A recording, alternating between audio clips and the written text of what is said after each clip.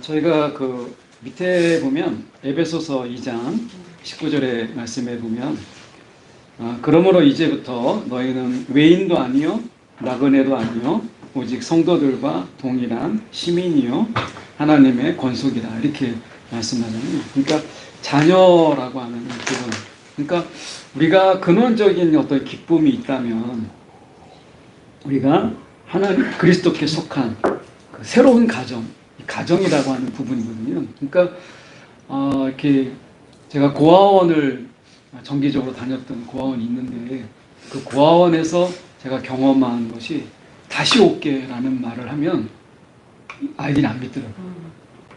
너무 상처를 많이 당하니까 다음에 온다고 해서 진짜 기대를 했는데 안 오니까 그 말을 너무 싫어하는 거예요. 다음에 올게. 그러니까 그 아이들을 이렇게 보면은 그 우르르 왔다가 이렇게 이제 또 우르르 가잖아요. 그러니까 남겨진 거예요. 다 있을 때는 모르는데 야 가자 하면은 자기도 따라 나서고 싶은데 자기는 남잖아요. 그거에 대한 아픔이 굉장히 크더라고요.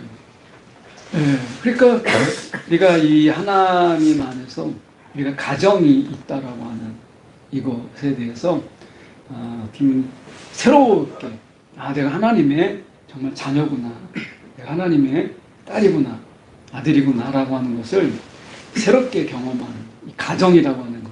그러니까 가정의 울타리라고 하는 것이 크게 느껴지잖아요. 점점 아까 권사님 말씀하신 것처럼 이게 세월이 갈수록 가정의 울타리가 크게 다가오는 거잖아요. 그것처럼 하나님의 가정의 울타리라고 하는 것, 하나님이 든든하게 아버지 되시고 그런 울타리 속에서 우리가 있는 거잖아요. 그러니까 우리의 기쁨이라고 하는 부분 속에서는 이 가정 안에서 누리는 기쁨, 이게 우리 가운데 크다 이렇게 말씀하시는 거예요. 그러니까 이건 어떻게 보면 우리가 아무리 열심히 한다고 해서 저는 이제 그때 초등학교 때 어린 마음에 부잣집에 아들이 하나 있었어요. 그 옆에 짝퉁이었는데 집에 가면 그렇게 먹을 게 많고 세상에 그때 차도 있었어요. 저희 집에는 제가 아토스 살 때가 저희 집에 처음 차가 생긴 거거든요. 그만큼 차가 없었는데 그 집에는 벌써 차가 있는 거예요. 야, 그래서 이 집에 내가 아들이 되면 좋겠다 뭐 이런 생각도 했어요. 근데 제가 아무리 애쓴다고 해도 제가 그 집의 아들이 되는 건 아니잖아요. 그러니까 하나님의 자녀가 된다는 것은 우리의 노력으로 되는 게 아니라 하나님의 선물이다. 그분의 부르심이 아니면 우리가 어떻게 자녀가 될 수 있겠어요. 근데 그 자녀됨이 우리 가운데 있다라고 하면 이 기쁨을 우리 가운데 이야기하는 거예요. 그러니까 우리가 아무리 어려운 일이 있어도 힘든 일이 있어도 그래 맞아 내가 하나님의 자녀야 라고 하는 이 기쁨, 더 이상 떨어지지 않는, 우리를 지탱해 주게 하고 붙잡아 주는 그 기쁨이 하나님의 자녀다라는 기쁨이거든요. 그러니까 이 아래는 안 내려가는 거예요. 더 추락하지 않는 거죠. 예. 그러니까 어떻게 보면 지금은 이제 승민이가 조금 공부하려고 하는데 생각만큼 이제 성적이 많이 올라가나 이렇게 하진 않아요. 근데 내년에는 이제 조금 자기가 좀 더 잘해보겠다고 이렇게 말하는데 어쨌든 공부에 전혀 관심이 없던 아이가 어쨌든 공부라는 말을 입에서 나오는 게 신기하긴 해요. 매번 이렇게 전교 1등 하는 애하고 한 번은 같이 데리고 왔어요. 걔는 시험을 보면 하나나 둘 틀리거든요. 전체에서. 근데 걔랑 같이 다녀도 걔가 막 다 100점 맞았다고 해도 얘는 20점, 30점 받고 오는데도 전혀 뭐 노하거나 아니면은 충격을 받질 않아요. 자기는 나 30점 받았어. 그 걔가 있는데도 아빠 나 20점 받았어.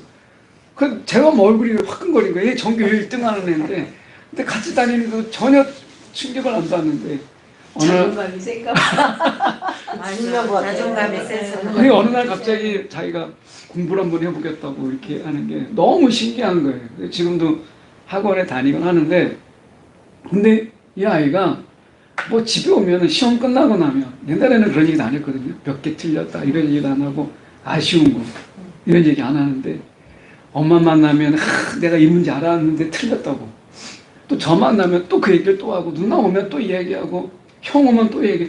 저희는 같은 얘기를 이 아이에게 시작하면 5번을 들어요. 계속 하니까 들어온 사람마다.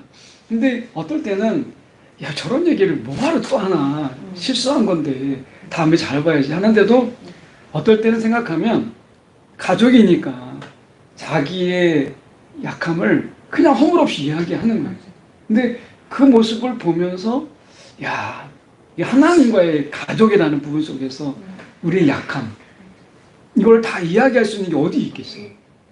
우리의 부끄러움, 수치 또 자기의 말하면 망신될 수 있는 이야기를 어디가 말할 수 있겠어요? 근데 얘가 집에만 들어오면 자기 시험 끝나고 나면 이제 이번 기말고사 끝나면 또 이제 이야기가 많아지고 이제 기말고사 중인데 이제 끝나면 또 막 가족 들어오면은 제가 들어가도 늦게 들어가도 합박 하고서 또 얘기를 해요.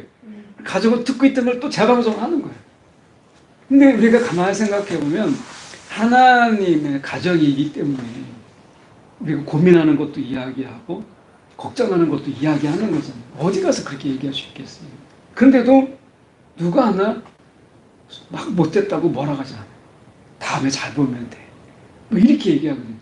그렇다고 다음에 잘 보는 건 아니지만 그렇게 이야기해 주는 거예요. 그게 가족이라는 거예요. 예. 그러니까 하나님의 가족이기 때문에 우리가 허물도 이야기하고 약함도 이야기하고 어떻게 보면 내가 하고 싶은 이야기도 다 할 수 있는 거잖아요. 그러니까 여기에서 떨어지지 않는 기쁨이 근본적으로 있는 거예요. 여기에. 이게 가족의 기쁨이다. 라고 얘기하는 거고. 그럼 두 번째, 우리가 성령의 열매 속에서 우리 가운데 주시는 기쁨을 보면 이 절기, 축하의 기쁨이에요. 여러분들은 어떠세요? 집에서 이렇게 생신일 맞이하시면 어떻게 하세요? 생신 되면? 우리 없어요. 없어요? 둘 다 없어. 서로 둘 다 없어. 그러면 손 안 챙기세요? 안 챙겨요. 그럼 생일인데 그냥 넘어가는 거예요? 그냥 말로만. 축하한다, 오늘 생일이다. 없어요. 어떠세요, 다른 분들은? 생일 없어요? 저희도 거의 기념일마다 싸우게 되더라고요. 그래요? 기념일마다 싸우게 어, 그래가지고 막 원하는 게 있으니까 서로 싸우는 거다. 이제. 그러면 결혼 기념일, 뭐 생일 이럴 때, 예, 여태껏 많이 싸웠어요. 그리고 애들은 이제 고등학교 때부터 계속 나가 있었으니까 그렇죠. 애들 생일을 핑계로 같이 밥 먹을 날이 별로 없었어요. 네. 졸업하고 군대 가고 또 막 네, 나가면서. 근데 이제 이짐에 와서는 이제 생일에 밥 먹자 그러면 이제 몰이고 그리고 막 선물 같은 거, 뭐 케이크 같은 거 하려고 그러면 저희는 또 아들만 있으니까 그런 거 그냥 왜 해? 맞아요. 아들 삭막하죠. 안 해. 저희도 그랬어요. 왜 자꾸 밥 먹자 그래? 그냥 아들들.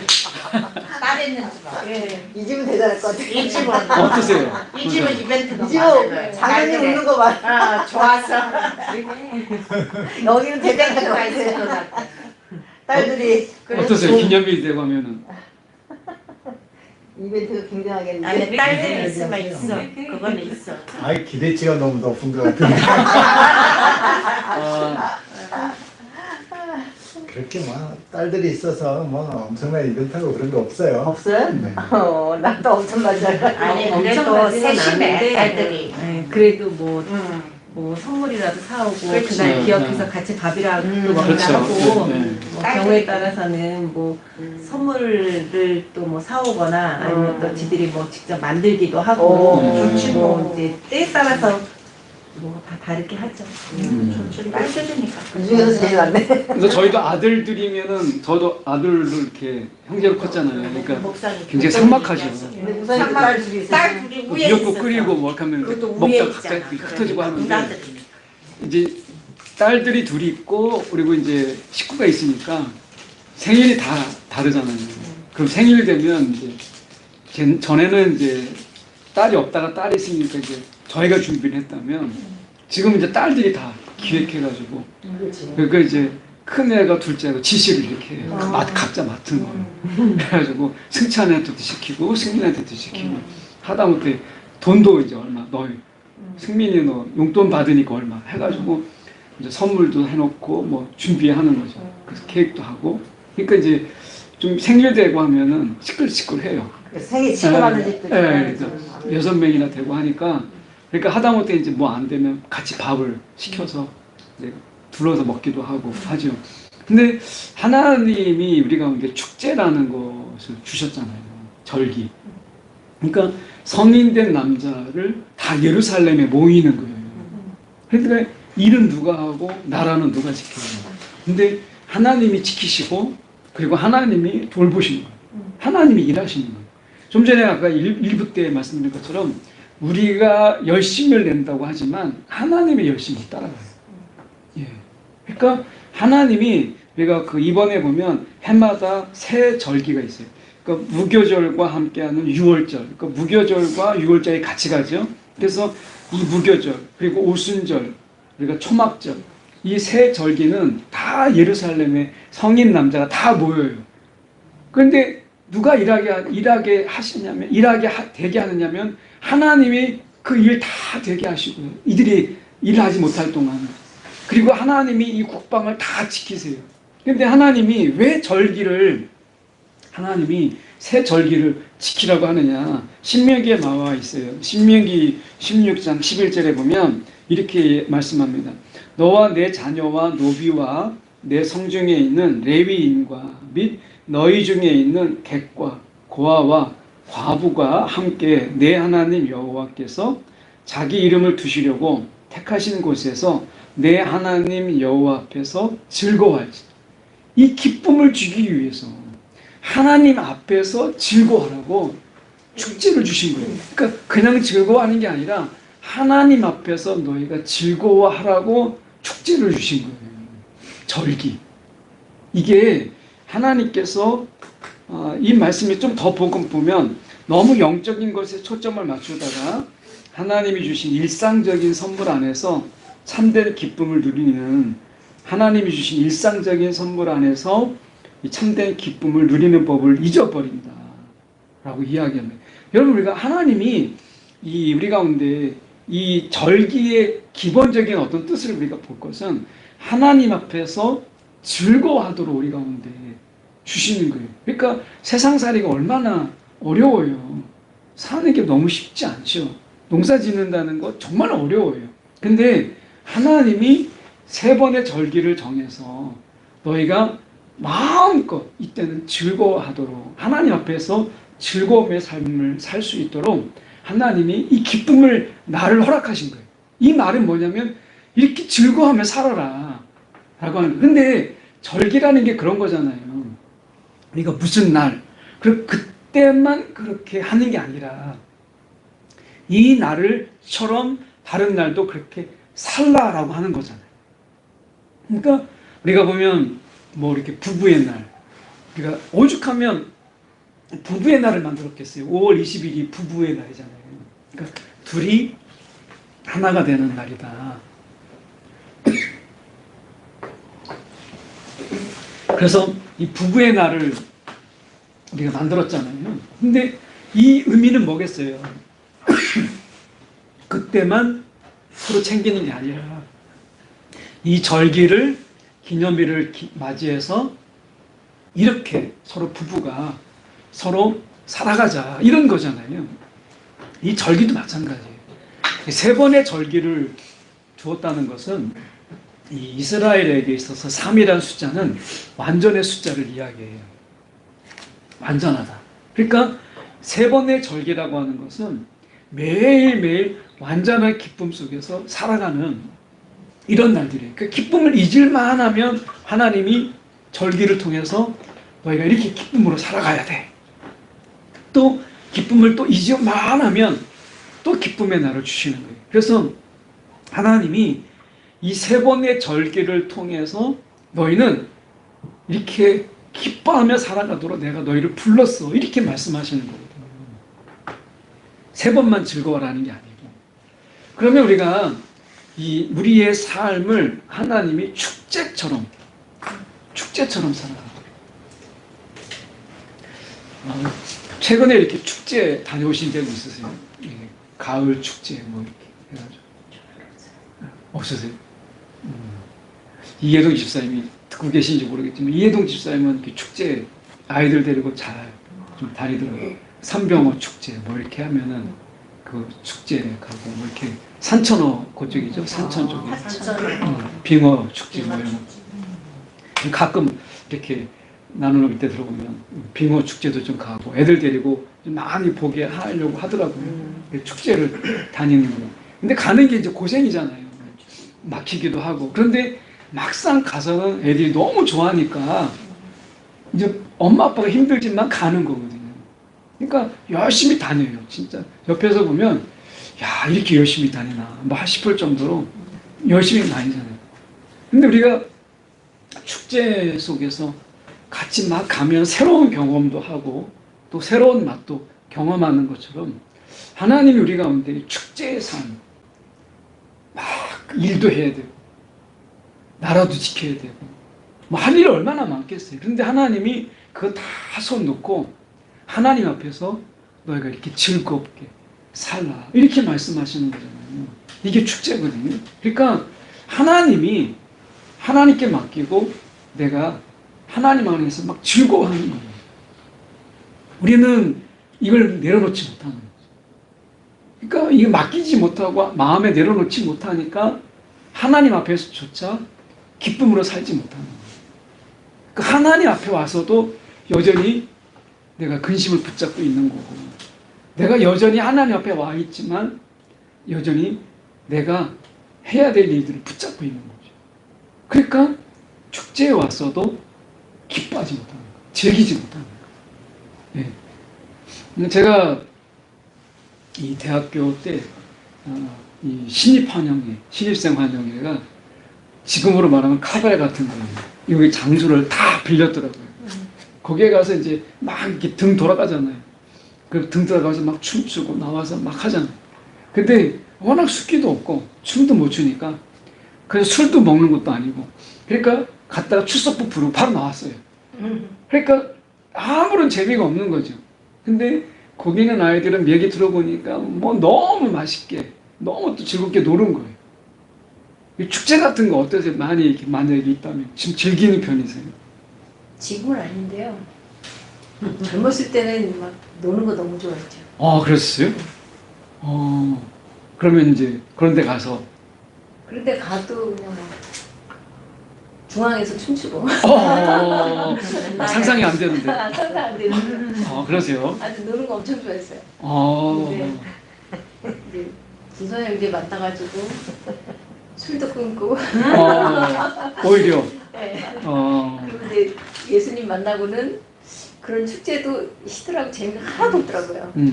가봐야 다 먹고 마시고 네. 똑같은 구경거리고 막 이래서 네. 이제는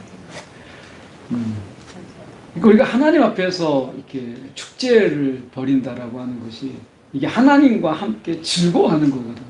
지금 말씀하신 것처럼 세상에서 뭐 술 때문에 또 사람들 때문에 즐거워하는 게 아니라 하나님이 주신 것들 마음껏 포도를 주셨으니까 포도주를 먹고 그리고 하나님이 곡식을 주셨으니까 그걸로 배불리 우리가 먹고 빵도 만들어서 먹고 하는 거예요.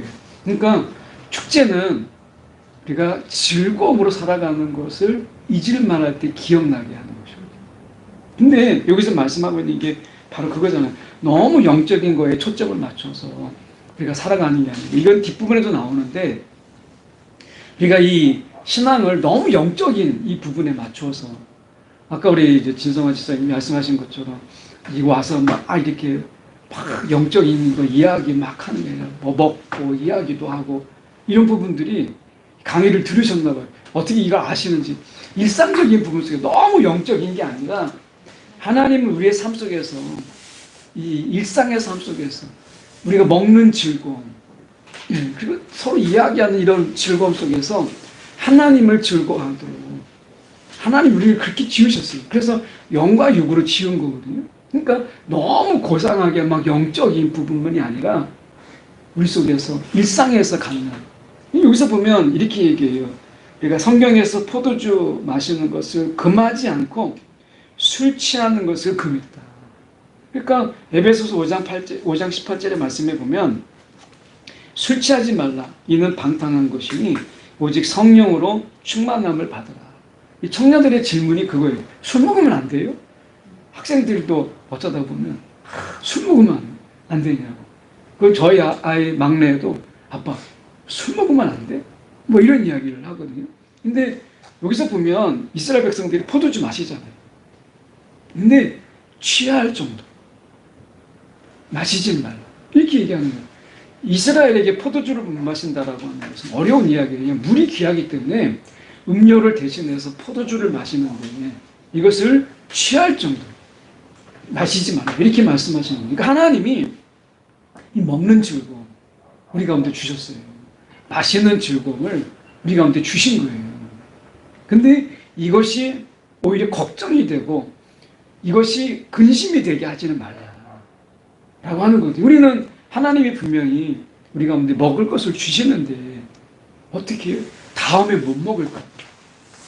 막 못 먹을까 봐 우리가 더 쌓아놓고 막 하는 거잖아요. 하나님께서 우리 가운데 말씀하시는 것이 먹고 즐기는 것, 지금 있는 것, 이것으로 내가 즐거워하는 것, 이것을 말씀하시거든요.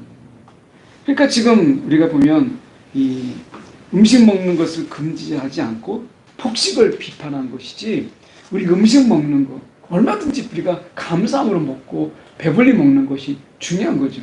그러니까 육체적으로 우리가 먹고 마시는 가장 기본적인 어떤 즐거움을 하나님이 마음껏 누리게 하셨어요. 그리고 오히려 그것을 통해서 우리가 하나님 앞에 우리의 즐거움을 통해서 영광을 올려드리는 것, 이걸 하신 거거든요. 그러니까 오늘도 아침에 왔는데 진사 집사님이 다 이렇게 준비해 놓으셔가지고 딱 차에 딱 들어오는데 딱 계시니까 얼마나 반가운지. 예. 그러니까 이 먹을 것을, 그 저보다 수준이 있는 거예요. 먹을 것을 다 준비해 놓고 이렇게 딱 해놓으셨잖아요. 그러니까 어떻게 보면 아마 이 교회에서 했으면 커피나 좀 갖다 놓고 했을 텐데 이 벌써 틀리잖아요, 수준이. 그러니까 보면은 하나님이 우리 가운데 이런 즐거움을 통해서 하나님 앞에서 우리의 즐거움, 이것을 통해서 하나님 영광을 받으신다는 거예요. 그러니까 여러분, 우리가 먹을 때는 정말 맛있게, 정말 기쁘게, 감사함으로 먹는 게 참 필요한 거예요. 아까 오면서 말씀하셨지만 막 이렇게 골라서 이것도 안 먹고 저것도 안 먹고 이러지 마시고 하나님 앞에서 감사함으로, 예, 이게 예, 정말 필요해요. 제가 직장 신우에 갔는데 한 분이 이제 성동은 이 끝나고 예배 마치고 식사를 하고 중랑은 식사를 하고 예배를 드리거든요. 약간 구조가 달라서. 근데 이 성동에 한 분이 너무 잘 드세요. 식사를 너무 잘하세요. 여자분이신데 식사를 너무 잘. 그게 같이 먹으면 더 먹게 돼요. 얼마나 맛있게 먹는지. 야, 그거 보면서 야, 이거 정말 이건 복이다. 이런 생각이 들었어요. 예. 우리가 하나님 앞에서 술 취하지 말라고 이야기하고 폭식하지 말라고 하지, 먹는 것, 감사함으로 먹고 하는 게 참 필요하다라고 말씀하셔요. 육체적으로요, 우리가 즐거움을 찾는 것, 이거 정말 중요한 거예요. 애들 재미를 찾잖아요. 재미가 있어야 됩니다. 근데 저도 한때는 재미를 추구하는 거에 대해서 야, 꼭 인생 재밌게 살아야 되나, 좀 의미 있게 살면 돼, 이런 얘기를 했거든요. 그러니까 재미보다는 의미를 생각했는데 제가 준비하면서 그게 잘못됐다는 생각이 들었어요. 그 의미 있는 게 아니라 재미가 필요한 거예요. 예, 재미, 즐거움. 예, 거기에 의미가 있는 거지. 재미를 제껴두고 즐거움을 제껴두고 막 의미만 찾는 이런 건요, 너무 공허해요. 삭막하잖아요. 예. 그러니까 우리가 분명히 의미 있는 삶을 사는 게 중요하지만 재미가 빠진, 인생의 즐거움을 빠진 이런 것은 분명히 또한 우리가 하나님 앞에서 즐거움으로 영광 돌리는 이런 삶 속에서 또 사실 맞지 않다, 이렇게 생각이 드는 거예요. 금년에 이렇게 많이 즐거움의 시간을 못 가졌다면 내년에 계절의 변화 속에서 막 이렇게 다니면서 계절도 좀 즐기시고, 그리고 좀 그런 데서 맛도 좀 보고, 이런 속에서 하나님께 영광을 올리는 게 훨씬 더 하나님 앞에 큰 영광을 올린다라고 하는 거예요. 그러니까 디도서 1장 12절에 보면 그레데 중에 어떤 선지자가 말하되 그레데인들은 항상 거짓말쟁이이며 악한 짐승이며 배만 위하는 게으름뱅이라 이렇게 이야기하잖아요. 그래서 우리가 해악과 웃음을 금지하지 말고 그러니까 이 해악과 웃음이라고 하는 것은 우리 가운데 필요한 거 이걸 금지하지 않고 누추함이나 어리석은 말, 희롱의 말을 이런 걸 금지하는 것이지 우리가 해악이 있고 그 속에 웃음이 있고 유머가 있는 것은 정말 필요한 거예요.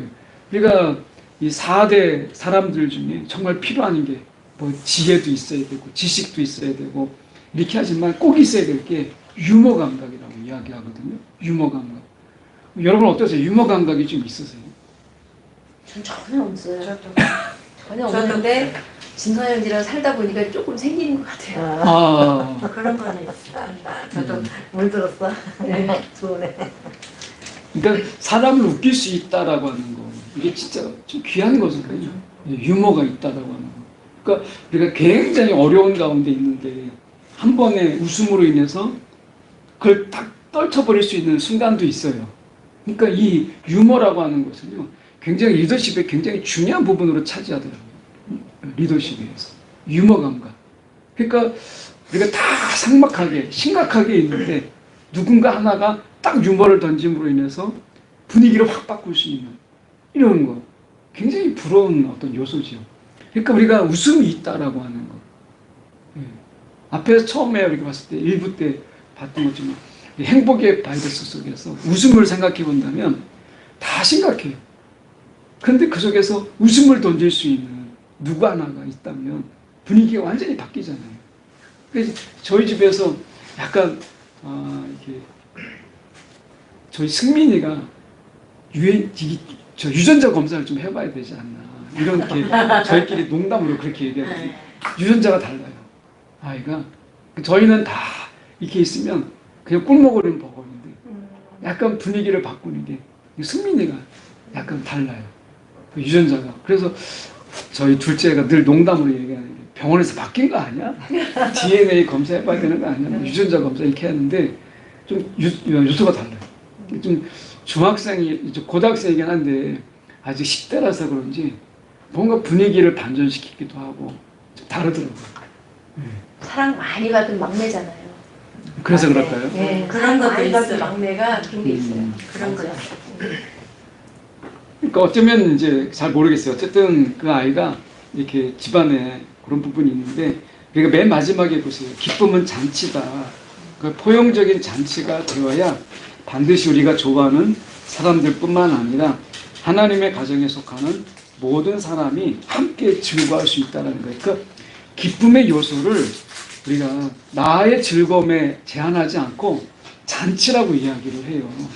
잔치. 그러니까 우리가 이 기쁨의 요소를 이 잔치적인 부분으로 볼 수 있는 굉장히 범위가 넓죠. 예. 이 기쁨의 요소가 이 축제로 이야기하고 잔치로 이야기하니까 굉장히 넓게 사용하고 있는 거예요. 예. 그런 의미에서 우리가 좀 더 우리의 기쁨 이 부분을 좀 넓힐 필요가 있다. 예. 기쁨의 지경을 좀 넓힐 필요가 있다. 그래서 화목제물이 그런 거잖아요.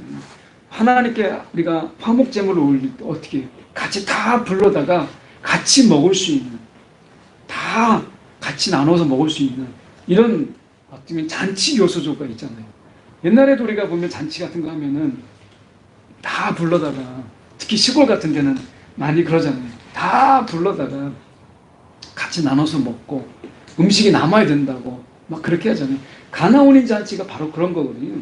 가나온인 잔치에서 그 포도주를 물이 변해 포도주가 된 게 잔치를 할 때 남아야지 모자라면 안 되는 거예요. 남게 하신 거예요. 옛날에 우리 저희 할머니도 그렇고 이렇게 보면 음식을 뭔가 할 때 축제를 할 때 이게 항상 넘치게 남게 하지 모자라게 하거나 딱 맞게 하지 않거든요. 그러니까 기쁨은 잔치적인 요소가 있는 거예요. 함께 불러다가 기뻐할 수 있는 거예요. 그래서 원래 그 전도법 중에서 이 초대법이라는 게 있어요. 전도하는 요령 중에 뭐냐면 생일을 맞이하는 거예요. 그 제가 생일을 맞이하면 주변 사람들을 생일자리에다가 생일 잔치를 준비하고 초대를 하는 거예요. 이 생일을 그냥 우리만의 어떤 케이크로 먹는 게 아니라 그것을 전도의 기회로 삼는 거예요. 생일 때. 너무 자연스럽잖아요. 그러니까 그 생일 때 옆에 사람들을 주변 사람 부르고 같이 먹을 걸 준비하고 내 생일이니까 축하해줘라. 이렇게 하면서 같이 잔치로 바꾸는 거예요. 이게 하나의 전도의 기회로 이렇게 하는 전도법이 있어요. 여러분 우리가 이 기쁨이라고 하는 부분을 지금 이야기할 때 성령의 주시는 기쁨의 열매는 잔치적인 요소가 있다라고 이야기를 하거든요. 자, 그 다음에 저희가 세 번째 믿음이 있다라는 거 제가 보겠습니다. 믿음이 있다라는 거. 예수님께서는 제자들에게 그들이 박해받을 때 기뻐하라고 말씀하셨다. 이렇게 말씀해요. 그러니까 예수님께서 제자들에게 이야기할 때 이 박해를 받을 때 기뻐하라. 이렇게 이야기하거든요. 사도행전 5장 40절에 보면 이렇게 얘기합니다. 그들이 옳게 여겨 사도들을 불러들여 채찍질하며 예수의 이름으로 말하는 것을 금하고 놓으니 사도들은 그 이름을 위하여 능력받는 일에 합당한 자로 여기심을 기뻐하면서 공회 앞을 떠나니라. 이렇게 얘기해요. 그러니까 여기서 보면 지금 그들이 능력받는 일에 합당한 자로 여기심을 기뻐하였다. 그러니까 지금 그들이 박해를 받을 때에도 기뻐했어요. 이게 기쁨이라고 하는 것은 지금 박해받는 중에 어려운 처지에 있는 가운데도 기뻐했다. 하나님은 행복자시거든요. 근데 예수님이 십자가에 죽으실 때 그때 행복했을까요? 그때 기뻤을까요? 어떻게 생각하세요? 예수님이 십자가에서 우리가 패션 오브 크라이스트에서 그 영화 속에서 보면 예수님 십자가에서 죽으실 때 저 하늘에서 눈물 한 방울이 떨어져요. 그게 하나님의 눈물이죠. 하나님의 눈물. 그러니까 거기에서 멜 깁슨이 그 영화를 만들 때 예수님의 십자가에서 죽으심을 하나님의 눈물로 표현했어요. 자, 그러면 우리가 그것을 참조해 본다면 하나님이 예수님이 고난당하실 때, 순환당하실 때 그때까지 막 기뻐했을까요? 그렇게 보기는 어렵잖아요. 괴로움이 있죠. 우리가 어떻게 보면 고난당할 때 하나님이 야 너희는 고난당한다고 하나님이 막 기뻐하실까요? 그럼 어떻게 아버지라고 말할 수 있겠어요? 하나님이 아파하시죠. 근데 어떻게 하나님을 행복자라고 말할 수 있죠? 우리가 박해당할 때 여기서 얘기하잖아요. 박해받을 때도 너희가 기뻐하라. 어떻게 기뻐할 수 있어요? 내 삶 속에 어려움이 있고 하는데 이 부분을 우리가 어떻게 이해해야 될까? 항상 기뻐하라. 그 이후에 더 큰 상급이 있으니까 하나님이 그걸 약속으로 주셨습니다. 지금은 이제 박해를 당하고 하지만 네. 그 이후에 주실 하나님의 은혜가 네, 상급이 있으니까 거기에 비해서는 뭐 박해가 그거를 감당할 수 있는 거죠. 다른 분도 어떻게 생각하세요? 이 왜 지금 여기서 박해를 받을 때도 지금 권사님 말씀하신 것처럼 박해는 잠깐이고 그 후에 받을 큰 상급이 있기 때문에 기뻐하라 이렇게 말씀하셨는데 여러분 우리가 박해 받을 때 어려울 때 고난 받을 때 그럴 때 기뻐하라 이렇게 말씀하실 때 그런 때 어떤 느낌이 있으세요? 이게 가능한가 정말? 아니면 내가 이렇게 어려운데 울라고 하시면 모르지만 어떻게 기뻐하라고 할 수 있나? 이게 가능한 이야기인가? 어떤 생각이 드세요? 처음엔 그게 너무 안 됐죠. 억울하고.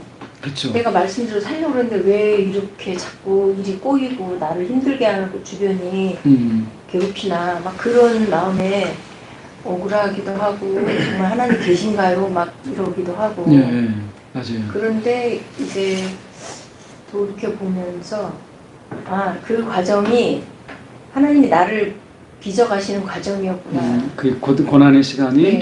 하나님 이제 네. 빚어가는. 네, 빚어가시는 과정이었구나. 그러니까 두드려 맞기도 하고 깎이기도 하고 그런 아픔이 있구나. 그런데 그 후에는 그걸 감당하고 견디고 나면 아름다운 모습으로 변화될 것이고 그리고 그렇게 견디는 과정 중에 나를 아는 자가 나를 통해 역사하시는 하나님을 알고 믿게도 하실 테고 또 바울이 표대를 향해 달려가는 건 그 생명의 면류관, 의의 면류관을 위해서 예. 그 상급을 바라보고 간다 그런 것처럼 우리에게도 하나님이 우리가 그것을 견디고 인내하는 과정을 하나님이 다 보시고 하나의 과정이다. 네. 그러니까 하나의 과정이지 그 박해가 결국 끝은 이야기하는 게 네. 아니다. 네. 나중엔 또 이제 면류관이 있고. 네. 그게 없다면 무슨 힘으로 그걸 견딜 수가 있겠어요. 근데 하나님이 그 상급을 약속하셨으니까 네. 그 상급이 얼마나 가치가 있는 건지는 지금은 실감할 수 없지만 네. 성경 말씀에 그렇게 있으니까 그걸 믿고 그러면 이제 좀 질문을 바꿔서 이렇게 지금 권사님 말씀하신 것을 박해라고 하는 것이 박해받는 순간에도 기뻐하라. 여기서도 보면 합당한 자로 그러니까 그 이름을 위하여 능력받는 일에 합당한 자로 내가 역임을 받았다는 것 때문에 기뻐하라고 하는 거죠. 내가 이게 지금 나쁜 짓을 해서 박해를 받는 게 아니고 내가 정말 그 이름, 예수님의 이름 때문에 당하는 이 박해이고 이건 합당한 것이라고 여겼고 나중에 말씀하신 것처럼 상급이 있다. 그래서 기뻐했다고 한다면 어려울 때 금년에 이렇게 보내시면서 정말 어려울 때 내가 정말 기뻐해야 되겠다 하는 것 때문에 기쁨으로 이겨내신 적이 있으세요? 어떠세요? 이게 정말 어려운 이야기거든요. 안 되죠. 그럼 예. 하나님 어떻게 기뻐할 수가 있어요. 그래서 지금 생각하면 다 예. 나를 힘들게 하는 것밖에 없는데 그렇죠. 예. 어떻게 기뻐할 수가 있어요. 그리고 하나님만 이렇게 토로를 하다 보면 평안이 오고 그리고 그냥 주님이 주시는 기쁨이 생기죠. 뭐가 상황이 변해서 또 누가 와서 날 기쁘게 해줘서 기쁜 게 아니라 하나님이 주시는 그 평안과 기쁨이 스며드는 것 같아요. 어떠세요? 다른 분들은 지금 권사님 말씀하신 거에 좀 어려움도 있고 또 고난도 있고 이런 가운데서 어떻게 기뻐할 수 있는가라는 부분을 지금 이야기하고 있는데 밑에 잠깐 읽어보고 나눠볼게요. 그 사도행전의 말씀 밑에 보면 성령의 열매인 기쁨, 복음을 믿기 때문에 누리는 기쁨은 고통에 의해서도 지워지지 않는 강력하고 굳건한 기쁨이다. 성령의 열매인 그리스도인의 기쁨은 그저 하나의 감정이 아니며 우리의 마음과 의지 안에서 그리스도 안에 있는 하나님의 약속에 대한 믿음으로부터 흘러나오는 것이다. 이렇게 지금 말씀하세요. 그러니까 우리의 마음과 의지 안에서 그리스도 안에 있는 그 하나님의 약속에 대한 믿음으로 흘러나오는 것이다. 이렇게 우리가 이야기하는 거죠. 그러니까 믿음이 있다는 거예요. 정말 우리의 기쁨이라고 하는 것은 앞에서 봤지만 믿음과 기쁨의 관계를 우리가 살펴봤잖아요. 근데 이제 성령의 관점에서 우리가 믿음이 있다라는 것, 이것은 우리 가운데 정말 기쁨인데 이 기쁨이 어디서 나오냐면 믿음으로부터 흘러나오는 것이다. 이렇게 말씀했어요. 지금 권사님 말씀하신 것처럼 제가 최근에 들은 간증 속에서도 보면 15년 연단 한 전도사님이 제가 이제 모임 속에서 그분을 만났는데 그분이 그런 이야기를 하더라고요. 15년 동안 자기가 연단을 받고 뭔가 좀 할만하면 하나님이 흩어버리고 할만하면 흩어버리는데 그 15년의 시간 동안에 자기가 정말 연단 받으면서 하나님이 나를 미워하시나? 정말 기뻐할 수가 없었다는 거예요. 근데 자기가 기도를 놓진 않았다.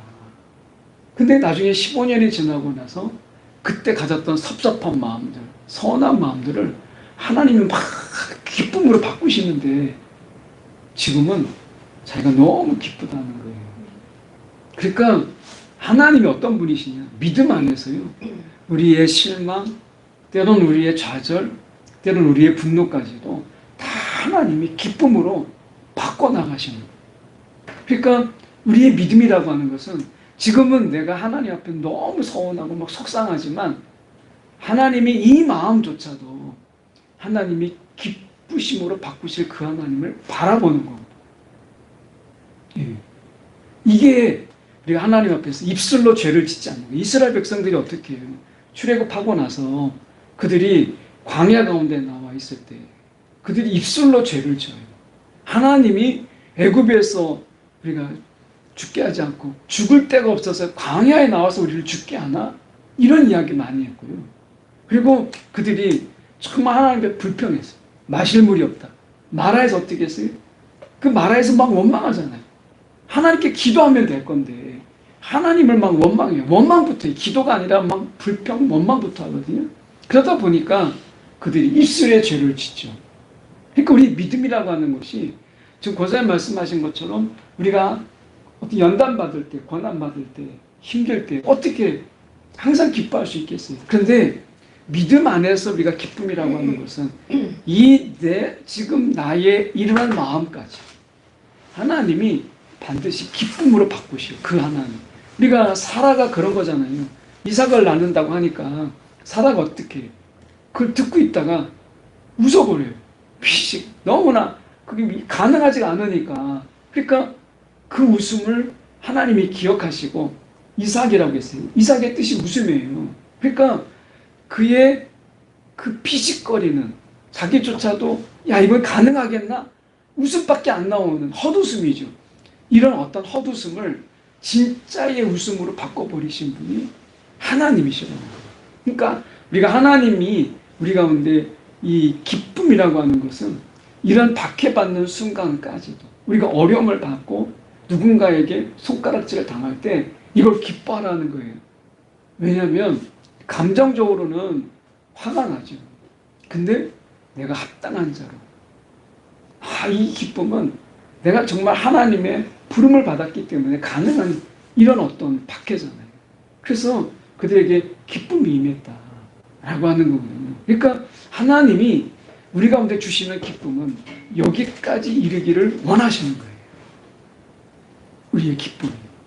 그러니까 그만큼 하나님은 우리가 생각할 때 거꾸로 돌아가서 예수님이 십자가에 죽으실 때 하나님은 눈물을 흘리셨어요. 근데 그분을 우리가 그런 우울한 자라고 말할 수 있느냐? 아니죠. 하나님은 행복자예요. 그때는 슬프지만. 근데 하나님이 왜 이것을 눈물을 흘렸느냐라고 했을 때 완성. 그 의미는 두 가지가 있는 거예요. 예수님의 십자가의 죽으심이라고 하는 안타까움. 그 자식의 죽음이라는 안타까움도 있지만 예수님이 다 이루심으로 인해서 이제 구원의 완성을 이루신 하나님의 기쁨도 있는 거잖아요. 그러니까 그 눈물 속에는 행복의 눈물도 있는 거예요. 슬픔도 눈물도 있지만.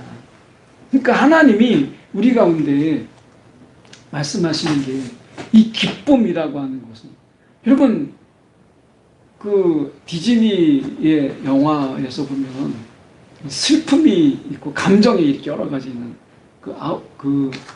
영화 제목은 잘 모르겠는데 아이들의 심리를 이렇게 돌아다보는 것 중에서 내용을 요약하면 슬픔이라는 감정이 있어요. 인사이드 아웃. 네, 인사이드. 예, 감사합니다. 거기에 보면 제가 아웃사이더라고 할까봐 갑자기 그게 생각이 나는데 인사이드 아웃. 네. 근데 거기에 보면 슬픔이 있어요. 슬픔이. 근데 기쁨이 있고 슬픔이 있는데 그 안에서 이제 슬픔의 감정은 필요 없다고 보는 거예요. 야, 슬픔 넌 필요 없어. 근데 기쁨만 있으면 돼. 그런데 슬픔이 없으니까 진짜 기쁨도 없더라고요. 우리가 슬픔의 순간이라고 하는 것이 있을 때 우리가 기쁨을 알게 돼요. 그러니까 이 슬픔의 감정 속에서 그가 그 감정을 다 쏟아낼 때 찾아오는 기쁨이 있잖아요. 거기에서 그걸 이야기하거든요. 슬픔은 필요 없는 감정이 아니라 슬픔이 없다면 기쁨도 없다. 이것을 이야기하는 거예요. 우리의 삶 속에서 분명히 하나님의 눈물처럼 분명히 슬픔도 있어요. 근데 중요한 것은 뭐냐면 이 슬픔조차도 우리를 불행하게 만들지 않는다 라고 하는 거예요. 이 슬픔도 나를 불행하게 만들지 않는다. 이 내가 지금 안타까운 눈물, 속상한 눈물을 하나님이 감동의 눈물, 정말 기쁨이냐 눈물을 흘립니다. 하나님이 이 기쁨의 눈물로 바꾸실 하나님을 우리가 바라보는 거죠. 예, 그러면 우리가 이 기쁨이 끊어지지 않는 거예요. 예. 그럼 여러분 혹시 어떠세요? 이렇게 이 눈물을 흘리는데 정말 금년 한 해 동안 너무나 기뻐가지고 흘렸던 감동의 눈물. 있으세요? 감동의 눈물. 막 너무 슬프고 아프고 괴로워서 흘리는 눈물보다도 감동의 눈물. 저는 이제 새벽 기도 때 이제 하나님께서 이렇게 감동의 눈물을 주시고 그러면 한없이 흘리는 거예요.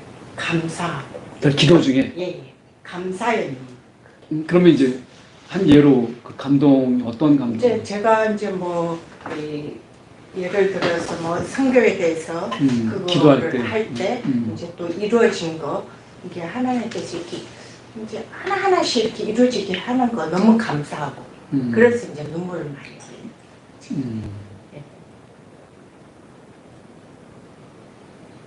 하나님이 이제 나를 통해서 이루게 하셨다. 예. 다른 분들 혹시 금년에 이렇게 그 슬픔의 눈물도 있지만 눈물 자주 흘리세요? 기도할 때 거의 묻죠. 아, 그러세요. 원사님 제일 잘 울지.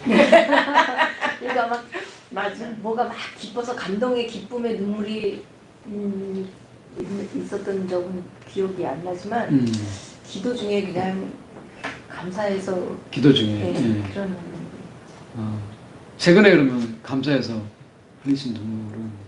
최근에요. 네. 남편이 엄마를 섬기는 게 너무 감사한 거예요. 아, 그럼 거의 매일 오세요 지금? 거의 매일 오고 아, 엄마 잡수실 걸 바꿔가면서 떨어지지 않게 조리도 하세요? 예, 요리도 해오고 사오기도 하고 그리고 해갖고 이웃집도 나눠주고 그러세요? 네, 앞뒷 집에서 이렇게 제 차가 없으면 또 한번 이렇게 좀 와보시고 예, 좀 이런 걸 이제 서로 느끼고 그러니까 그냥 남편이 아 고맙다고 그렇게 갖다 저번에도 여기서 감자탕을 한 솥 끓여가지고 그랬어요? 예, 또 갖다가 드린 거예요. 한 냄비씩. 이거 감자탕 끓이기 딱 좋겠어요. 예.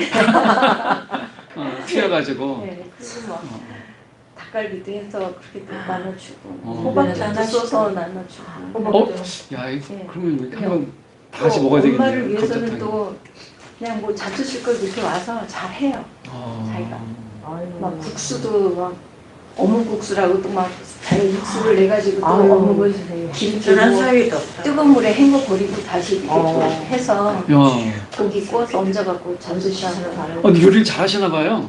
그러니까 자기가 먹는 것도 좋아하고 관심도 있는 데다가 엄마한테 노인네가 점점 식욕이 없어지니까 그렇죠, 자꾸 맞아요. 새로운 거를 해드려야 침이 고이고 그래야지 소화도 되고 그런다고 자꾸 뭘 새로운 거를 해드리려고 그러고 어떨 때는 막 처음 보는 신기한 빵 같은 것도 사오면서 먹게 해주고 여러 가지로 그래요. 나열할 수 없이.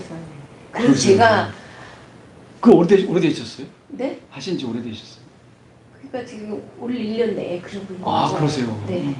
야, 오래 하셨네. 그래서 제가 하나님 그동안 저를 힘들게 한 것 너무 괘씸하고 그랬는데 다 용서하겠습니다. 진짜 이번에 동생이니까. 네, 다 얼마나 용서하겠습니다. 감사해요. 그리고 이제 너무 감사해요. 세상에. 그러시구나. 네. 그렇게 요리를 잠깐 우리 쉽지가 않네요. 1년 전에 변화됐지. 그러면서 그 이웃분들에게도 여기서 이제 고기 구워서 대접하겠다고 자기가 그러면서 자기 벌써 메뉴도 다 정했대요. 그래서 여기서 하자. 아직 안 하신 거예요? 이제 하시는 이제? 네, 고기를 하죠. 조금 풀리면 하자. 날씨가 딱 봄에. 그러세요. 와. 이야, 감자탕 맛있겠는데요? 그래서. 잘해요. 그러니까. 예, 그 이웃분들이 냄새도 안 나고 사 먹는 것보다 훨씬 맛있다고. 그런 막 정신 얻으러 우리도 한번 와야겠다. 감자탕 먹으러. 감자탕 먹는. 어떠세요? 지금 다른 분들은 이렇게 감동의 눈물, 감사의 눈물. 그 슬픔의 눈물도 없었고, 감사의 눈물도 없었고. 슬픈 거는 그냥 엄마 생각하면 그러니까 내가 감동이거든. 그냥 엄마 생각하면은 그냥 너무 내가 밑에 떨어지니까 생각을 보면서 그걸 딱 막아요. 그냥 여기까지만 생각해야 되겠다. 그거 말고는 슬플 일은 없는 것 같아. 부모 때문에 내도 그러니까 아까 잠깐 얘기했지만 엄마가 젊었을 때의 자랑만 소용이 없다. 엄마가 애롭고 사람을 찾았을 때 그때 잘했어야 되는데 나는 거꾸로 엄마가 기운 있고 잘 돌아다니실 땐 잘하다가 진짜로 엄마가 사람이 그립고 그때를 내가 손난 거지. 그게 너무너무 가슴이 아유, 권사님 그걸 하는 갖고 계시지 마세요. 맞아. 그 전에 잘하신 것도 아, 하나님이 다 그러니까. 기억하시고 또 그 후반에는 또 그렇게 할 수 없는 형편이니까 또 할 수 없으셨겠지. 그때 내가 다니면서 힘들더라고요. 그러니까. 그러니까 이제 권사님 말씀은 그러니까 좀 한참 예. 망상하실 때는 예, 잘했는데 그때는 그냥 뭐 여행도 많이 음. 보내드리고 진짜 아. 동네에서 그냥 뭐 많이 또 가게 갔다 이제 동네 분들하고 이제 나눠 잡수고 뭐해 할 때는 이제 그랬는데 정작 엄마가 이제 진짜 힘이 없고 누워만 계실 때 그때 잘했어야 되는 거죠. 이제 거꾸로 잘한 거라 그게 이제 그럼 할 힘이 일이라고. 없고 막 하실 때는 권사님도 바쁘셨던 거 아니에요? 바쁘고 제가 그때부터 몸이 안 몸이 좋았어요. 안 몸이 안 그냥 좋으셨어요. 너무 귀찮은 생각 들고 왜 나만 왜 형제들 다 있는데 나만 왜 이래야 되나 이렇게 그치, 살아야 그치. 되나 그러니까 항상 땅만 보고 걷고 그다음에 마음이 다 우울감 굉장히 우울이 이제 권사님 먼저 심하게 왔었어요. 권사님이 먼저 지치다 보니까 이제 돌보실 시간이 우울증 왔- 우울증 왔어요. 엄청 심하게 왔어요. 우울증 왔어요. 그 선생님도 잘 만나고 그러면서 뭐 책을 뭐 하여튼 읽었는데 그 책에는 딸이 세상을 떠난 거 어린 자녀가 그래서 그 남자가 너무 힘들어 했는데 그게 오두막 책인가 하여튼 그거였던 것 같아. 근데 이제 그 어떻게 자식이 하여튼 이게 나타났던 생각이 있는지 뭔지 몰라도 자기는 너무 저도 하나님 나라에서 잘 있으니까 걱정하지 말라고 그 책을 읽고 제가 이제 그때부터 마음이 변화돼갖고 이제 그런 생각이 드는데 그래도 지금도 이제 생각하시면 오늘 아침에도 갑자기 이제 생각이 나서 갑자기 아침에 생각이 엄마 생각이 나고 우울했고 그러니까 테레비도 부모한테 잘하고 막 그런 나온 거 나오면 안 볼라 그래요. 너무 힘들어져. 그래서 또 주변 어르신들한테 많이 베푸시잖아요. 그러면 뭐냐고 옛날에 아유, 엄마가 그래도- 진짜로 필요할 때 잘했어. 그래도 하나님께서 다 아시고 집에 오시고 싶어 했거든. 그럼. 요양원에 계셨는데 오래 못 있었어. 이렇게 나갔다가 또 들어올 망정. 근데 그때 오시고 싶어 했는데 우리 손자빠는 사일에도 엄마 이런 소리 저런 소리 뭐 어머니 뭐 살갑게 얘기한 적도 없고 뭐 자식들한테도 물론 그랬고 나한테도 그랬고 그러니까 이제 그 사람은 내친 사람이니까 이제 그랬는데 엄마 들어 장례칠 때 처음으로 한마디 하더라고. 엄마가 그때 오시고 싶을 때 오실 거랬다. 마음을 안 그리시는데 표현을 못하시고. 그래, 표현을 못해요. 근데 그걸 이해를 못하고 그것 때문에 많이 이제 싸우고 힘들었는데 자신이 힘들고 했는데 지금은 이제 군산이 많이 맞다나 나이고 둘밖에 진짜 부부가 지금은 이제 남편을 많이 좀 진짜 예, 생각하고 지금 솔직히 말해서 뭐 행복하지 않았다는데 지금이 우리 둘이 제일 행복해요. 그렇지. 그리고 힘든 걸 많이 생각을 해줘요 지금. 이렇게 형제님처럼 세상에 마음이 깨끗한 사람이 나는 없다고 생각해. 예, 맞아요. 누구 표현력이 뭐 없었어. 욕할 줄 알아. 나는 그래도 욕도 잘해봤는데 욕을 할 줄 아나 누구 탓을 할 줄 아나 뭐 생전 미운 사람이 있기를 해나. 근데 포용력이 되게 넓으신 것 같아요. 그 주변에 있는 분들 다 얘기 들어주고 보면은 제가 그러니까 어려운 사람들은 다 그 사람 말하면 그 고양이 다 나는 좋아하는 취향이 똑똑한 사람하고 알고 그렇게 하지. 왜 되지도 않고 저런 사람들하고만 얘기하고 그러냐. 근데 너무 싫었어요. 그거는 아무나 하는 거 아니야. 맞아. 그거는. 근데 그건 쉽지 아무나 않은 하는 거 제가 아니야. 옆에서 봐도 네. 그거 다 들어주고 대답해주고 대꾸해주고 네, 근데 정말 그게 이제 지금 이해가 가요. 나는 그때는 왜 기왕 사람이 좀 똑똑한 사람하고 사귀고 똑똑한 사람하고 또 교류가 있고 해야지 왜 밑바닥에 있는 사람들하고만 저러고 사냐. 아니지, 그게. 그때는 내가 자만심이었지. 그래서 내가 그게 이제 쉽지 않은데 한 대단하시죠. 번 아파트로 현전에 사는 집으로 떠났던 게 그 동네 사람들이 너무 싫었어요. 나도 똑똑하지 못하고 나도 잘난 건 없는데 그렇게 하는 사람들 너무 진짜 내가 진짜 이건 아니다 했는데 가서 살아보고 다시 돌아왔을 때는 내가 너무 잘못 생각한 거다. 그런 사람들조차 현대빠처럼 다 품 안에 안 같이 가야 진짜 대단하신 것 같아요. 인생인데 그래서 그 제가 이렇게 가만히 보면 그 슈퍼가 사랑방이에요. 동네 사람들 와가지고 지금 안 내려가니까 저는 편해요. 그래. 내려가면 스트레스 받아요. 스트레스가 다 내 맘에 안 들어요. 진짜요. 그래서 내려가면 싸우고 나려가면 그러니까 쌤이가 가게 내려오는 거 싫어요. 어떤 분 외로운 분들이 있으면 다 이렇게 얘기 들어주고 예. 대단하다. 근데 오죽하면 복도방을 치요. 동네 사랑방 같이. 예, 근데 이제 지금은 이해하고 그런 남편을 만났으니까 내가 이러고 사는 거지. 진짜 지금은 이제 가장 지금이 서로 나를 이해해줄 줄 알고 나 역시도 남편 생각 많이 하고 그러니까 지금이 가장 좋은 때인 것 같아요. 부부 사이는. 뭐 자식들은 다 내려놓고 이제 뭐. 근데 이제 권사님 말씀하신 것처럼 약간 과정이라고 하는 거예요. 기쁨이라는 것 속에서 그러니까 기쁨의 큰 어떤 스펙트럼이 굉장히 넓거든요. 근데 아까 잔치라고 얘기하잖아요. 잔치. 근데 잔치 속에서 보면 때로는 막 음식 속에서 서로 상하기도 하고 하지만 크게 보면 그게 축제잖아요.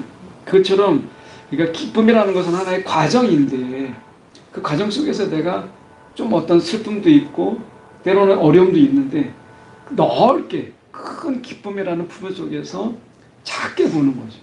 이게 이제 믿음인 거죠. 우리가 보면 그 문제를 우리가 굉장히 크게 보잖아요. 어떤 문제가 우리가 부딪히게 되면 그것을 굉장히 크게 봐요.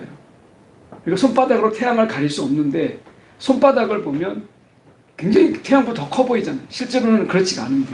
그러니까 우리가 어떤 이 기쁨의 큰 과정 속에서 더 큰 기쁨으로 나아가는 이런 부분에서 지금 경험하고 있는 어려움들을 큰 과정의 기쁨으로 봐야 되는데 이것을 지금 앞에 있는 것을 너무 크게 보면 기쁨보다 크게 보면 어렵게 되는 거죠. 이 믿음이라고 하는 것은 지금 나는 행복자다. 이 행복자다라는 이 바탕 이것이 흔들리지 않게 하는 게 이게 그래서 믿음에는 믿음이 필요합니다. 그래서 성령이 우리 가운데 역사하는 게 우리의 기쁨을 다 빼앗기려고 할 때 사단은 우리의 기쁨을 다 앗아가잖아요. 근데 이것에 대해서 믿음이 이것을 우리 가운데 지켜주고 또 믿음이 우리의 기쁨이 더 흔들림 없게 하는 거거든요. 그래서 우리가 지금 말씀에 보면 아까 그 얘기잖아요. 하나님의 약속에 대한 믿음으로부터 흘러나오는 것이다. 이 기쁨. 예. 그래서 성령은 우리 가운데 어떻게 표현되냐면 마르지 않는 샘처럼 이야기해요. 마르지 않는 샘. 그래서 성령이 우리 가운데 이 베푸시는 기쁨은 날마다 새로운 이런 기쁨으로 우리 가운데 채우시는 거죠. 아까 이제 권사님 말씀하신 것처럼 하나님의 매일매일의 이벤트 이렇게 얘기하시잖아요. 그러니까 하나님이 어제의 기쁨으로 오늘을 살게 하지 않으세요. 오늘의 기쁨. 오늘의 기쁨으로. 그러니까 저도 이제 오늘 날씨가 서울 날씨 중에서 올겨울 중에 가장 춥다고 하더라고요. 네. 그래서 야 오면은 춥지 않을까 또 어떻게 될까 뭐 준비하는 거는 제가 일단은 방송 장비만 딱 가지고 오고 이제 매뉴얼만 가지고 왔는데 근데 뜻하지 않게 다 이렇게 세팅된 걸 보고 저도 감동을 받았어요. 제가 먼저 딱 감동을 받으니까 그러니까 야, 너무 감사한 거예요. 이 딱 보도 딱 해놓고 하는 게 너무 감사하잖아요. 그러니까 하나님이 권사님을 통해서 먼저 감동을 받게 하고 이렇게 하게 하시니까 이 기쁨이 더 큰 거예요. 그래서 우리가 어떻게 보면 우리가 하나하나 따지고 보면 아까 섬세하시다 이렇게 말씀하셨어요. 하나님의 이 기쁨이라고 하는 게 열심도 있지만 정말 섬세하신 거예요. 하나님이. 자 4번에 보시면 우리가 그 연장인데요. 우리가 미래가 있다는 것. 이사야는 하나님이 이미 새하늘과 새 땅을 창조하신 일을 시작하셨으며 그분이 그것을 묘사하시는 방식은 경의와 기쁨, 만족, 안전으로 가득 차 있다. 하나하나 보면 기쁨으로, 만족으로, 안전으로 가득 차 있다. 이렇게 말씀합니다. 이사야 말씀에 저희가 65장 17절에서 19절에 보면 보라 새하늘과 새 땅을 창조하나니 이전 것은 기억되거나 마음에 생각나지 아니할 것이라. 너희는 내가 창조하는 것으로 말미암아 영원히 기뻐하며 즐거워할지니라. 보라 내가 예루살렘을 즐거운 성으로 창조하며 그 백성을 기쁨으로 삼고 내가 예루살렘을 즐거워하며 나의 백성을 기뻐하리니 우는 소리와 부르짖는 소리가 그 가운데서는 다시 들리지 아니할 것이며 이렇게 말씀하십니다. 그러니까 하나님의 이런 새 땅과 새 하늘에는 말씀하시는 게 지금 보면 기쁨으로 가득하고요. 기쁨이 계속 반복되잖아요. 기뻐할 것이며 즐거워할지니라 기뻐하리니 기쁨으로 삼고 계속 기쁨이 가득해요. 기쁨이 가장 대표적인 거예요. 이 새 하늘과 새 땅은 그리고 그 속에서 진정한 만족이 있고 안전해요. 그래서 우리가 이 하나님의 기쁨이라고 하는 것은 미래가 있어요. 미래가 불투명한 게 아니라 이 하나님의 기쁨은 미래가 너무나 선명하고 완성적인 기쁨이라 이렇게 말씀하시는 거예요. 그러니까 하나님이 우리 가운데 이 기쁨으로 살아가게 하시잖아요. 안전하다는 거예요. 그래서 우리가 이 세상에 살아가는 우리 속에서 하나님 앞에 살아가는 우리가 이 기쁨, 미래로 나아가는 이 기쁨이 있잖아요. 내가 점점 세상이 악화되는 것 같고 세상이 점점 혼돈속으로 빠지는 것처럼 보여요. 그런데 하나님은 그렇게 말씀하지 않으세요. 우리가 보다 더 큰 즐거움, 완성된 기쁨으로 우리가 나아가고 있다. 우리 눈으로 볼 때는 더 혼돈스럽고 세상이 더 악화되는 것 같고 세상이 점점 더 험악해지는 것처럼 보이죠. 그런데 하나님은 그렇게 말씀하지 않으세요. 기쁨으로 가득한 그 미래가 우리 가운데 예비되어 있다고 말씀하세요. 그러니까 세상을 보면서 우리가 우리의 기쁨을 빼앗길 이유가 없는 거예요. 세상을 보면서 오늘 우리의 기쁨은 완성된 기쁨을 향하여 나아가고 있다. 우리의 기쁨에는 미래가 있다. 이렇게 말씀하시는 거예요.